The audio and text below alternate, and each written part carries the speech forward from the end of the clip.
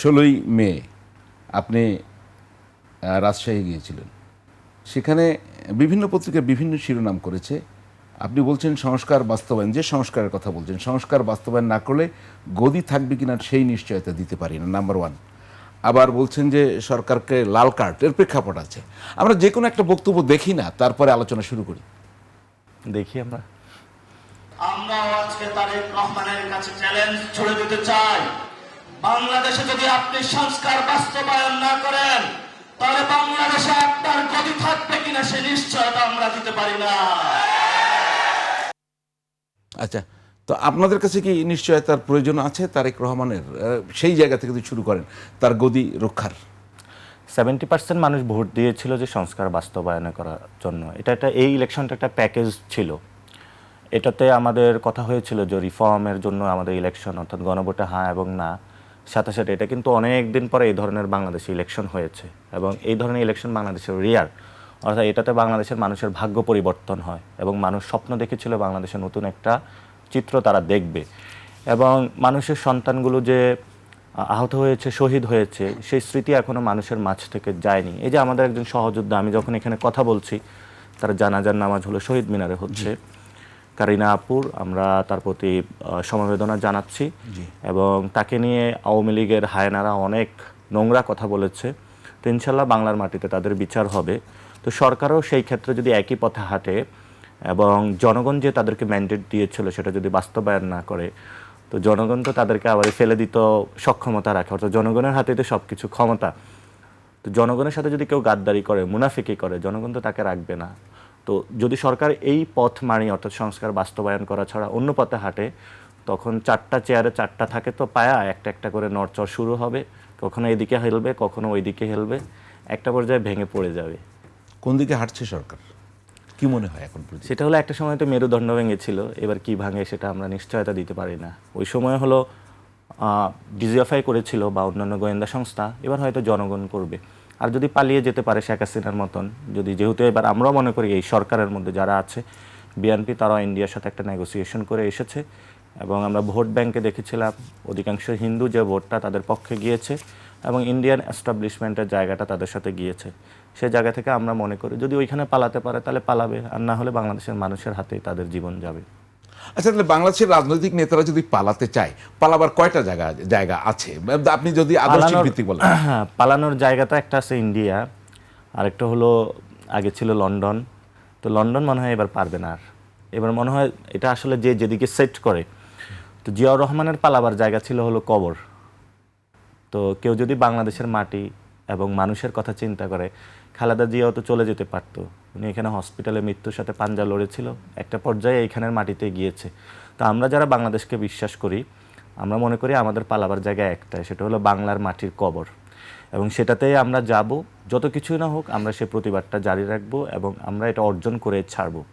আর কেউ যদি মনে করে যে না, সে পালানোর জায়গা নতুন করে ইন্ডিয়া বানাবে বা অন্য কোথাও বানাবে, সেটা তার নির্ধারণ, সে নিজস্বভাবেই করবে, সেটা নিয়ে তো আমরা কোনো কিছু বলতে পারবো না।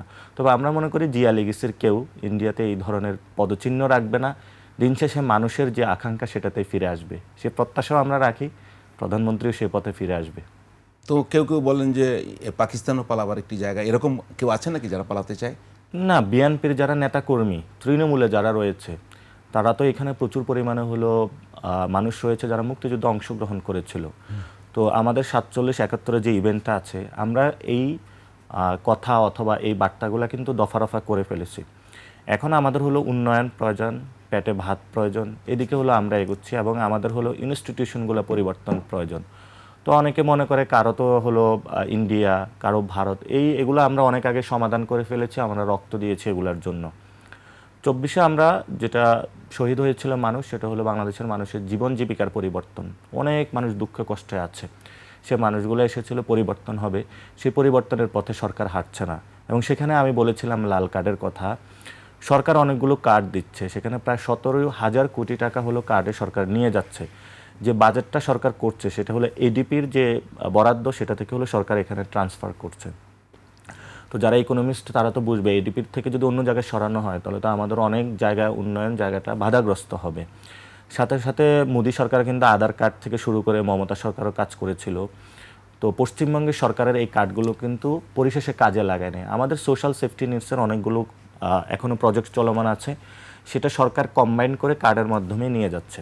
তো আমরা সেখানে দুইটা প্রশ্ন তুলেছিলাম। একটা হলো এই কার্ডগুলো কি বিএনপির যারা দলীয় যেভাবে হলো ব্যাংকে হলো একজন কি যেন ঋণ খেলাপিকে নিয়োগ দিয়েছে, তারপরে হলো ভার্সিটিতে হলো লাগা ধান লাগা বিসিরে নিয়োগ দিয়েছে, এই ধরনের মানুষদের কাছে কার্ড যাবে নাকি আসলে প্রান্তিক লেভেলের যারা আসলে অসহায় তাদের কাছে যাবে, সে প্রশ্নটা করেছিলাম। সরকারের যদি বরাদ্দ সরকার যদি কার্ডের মাধ্যমে দিতে পারে সেটা তো ভালো। তো আমি বলেছিল সরকার যদি কার্ডে মানুষের কাছে টাকা না যায়, শুধু মানুষের বিএনপির লোকদের কাছে যায় বা দলীয় লোকদের কাছে যায়, গুন্ডা বাটপাটদের কাছে যায়, চাঁদাবাজদের কাছে যায়, তখন তো মানুষ এখানে হলো লাল কার্ডে হলো ঘর থেকে নিয়ে এসে তাদেরকে লাল কার্ড দেখাবে। আপনার লাল কার্ডের বক্তব্যটা কি আছে নাকি একটু শুনি? আসে তাহলে আমরা একটা কার্ড বানাবো, সেই কার্ডের নাম হলো লাল কার্ড, যে লাল কার্ডটা আমরা সরকারের হাতে ধরিয়ে দিব। এই কার্ডে যদি টাকা না আসে তাহলে আমরা একটা কার্ড বানাবো, সেই কার্ডের নাম হলো লাল কার্ড, যে লাল কার্ডটা আমরা সরকারের হাতে ধরিয়ে দিব। এই লাল কার্ড তৈরিতে ধরেন সরকারের কার্ডে তো আপনি বলছেন এডিপি থেকে টাকা যাবে বিভিন্ন জায়গায়, আপনি বলছেন যে ভারতে আধার কার্ড টার্ড ছিল, ওগুলা আসলে খুব সাকসেসফুল প্রজেক্ট হয়নি। জায়গা তো আপনাদের লাল কার্ডে কারা বিনিয়োগ করবে? লাল কার্ডে মানুষের রক্ত বিনিয়োগ হয় সাধারণত, রেড মানে লাল, সেটাতে দেখেছেন অসংখ্য মানুষ 24-এ রক্ত দিয়েছিল। এবং এই রেড কার্ডের মধ্যে বিএনপির অনেক লোকজন রক্ত দিবে, কারণ তারা তারেক জিয়ার এই পছন্দ করে না। অর্থাৎ উনি তো চালাচ্ছে হাওয়া ভবনের সিন্ডিকেট নিয়ে। মন্ত্রিসভায় যারা গিয়েছে সবাইকে হাওয়া ভবনের সিন্ডিকেটের মধ্যে আছে নাই তো। এবং যারা লন্ডন থেকে এসেছে ধরেন কয়েকজন ব্যক্তিকে উনি নিয়ে সব কিছু চলে। অনেক মন্ত্রী থেকেও আমরা খোঁজ পাই যে ওনাদের ফাইল আটকিয়ে দিচ্ছে, প্রতিমন্ত্রীদের তো কোনো খোঁজে নাই। যখন মানুষ সিন্ডিকেটের মধ্যে যায় ওনার লোকরা কিন্তু ওনার উপরে বিরক্ত হচ্ছে। শেখ হাসিনা এভাবে চালিয়েছিল যে শেখ ফ্যামিলির কোথাও নিক্সন, ওই যে আপনার বাগেরহাটে একজনকে দাঁড় করিয়ে দেয়। অর্থাৎ ফ্যামিলির মধ্যে আপনার চান্দা দিতে হবে দুই জায়গায়, একটা হলো হাসিনা অফিস আর একটা হলো রেহানা অফিস দিতে হবে। এখনও ওই ব্যবস্থাটায় জারি আছে, একটা অফিসে যাচ্ছে এবং কয়েকটা মানুষ হলে এগুলো পাচ্ছে। সরকারের ভিতর যারা তারাই তো বেশি ফুসে উঠবে, কারণ এই মানুষগুলো গুলিতে বিদ্ধ হয়েছিল, এই মানুষগুলো জেল খেটেছিল। বিএনপির অনেক লোক আমাদের সাথে যোগাযোগ করে, জেল খাটলাম আমি, মামলা খাইলাম আমি, আর বিদেশ থেকে কিছু লোক আইসা হলো সব কিছুর হলো ক্রিম ভোগ করতেছে।